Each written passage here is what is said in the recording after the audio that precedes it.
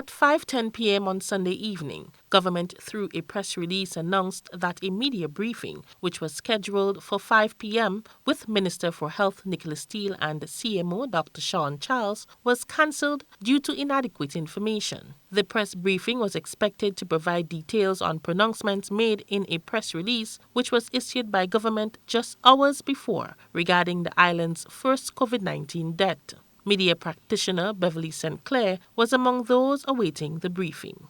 I wondered, well, why did you schedule a press conference if you knew you didn't have the facts? Were you hoping to get the facts between the time of announcing a press conference and actually hosting the press conference? What would have caused the team to announce a press conference, not having the facts, and then having to cancel at the last minute? Those are the questions in my mind, because if you're not ready at the time you're sending out the notice, you should know what grounds you have to cover between sending out the notice and hosting the conference.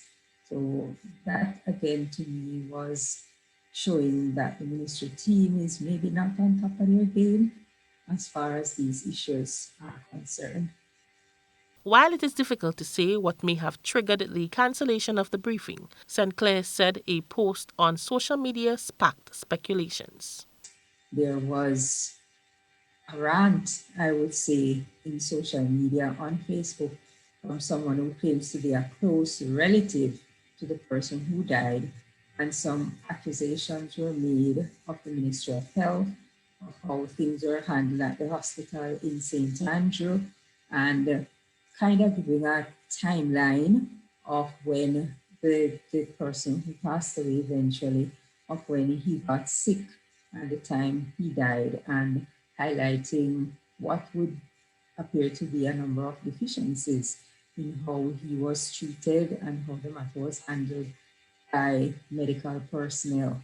So, with that information coming out, I can't say we are just speculating here, but maybe the ministry did not have that information and would want to check into what happened at the hospital if the gentleman actually went there. The claims made by the daughter of the deceased that her father received a negative PCR result but was later diagnosed as being positive followed claims by Sandal Resorts a few days earlier that some of its staff members later received negative results after being told initially that they tested positive. These developments have cast doubts on the credibility of government's PCR results. Information coming out about testing and test results, for me personally, it has not been very convincing.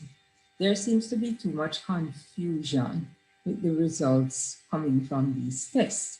And while the Ministry of Health team will insist that they are following the international protocols as far as the testing goes, I just hear far too many stories about people who test positive and then they're negative, or they test negative and a few days later they're positive. There are just far too many of those stories out there. And it makes me wonder about what is happening from the collecting of the samples to the testing to giving people their results. People would like to know that when they get a result, the result is firm and this is it, they either negative or positive.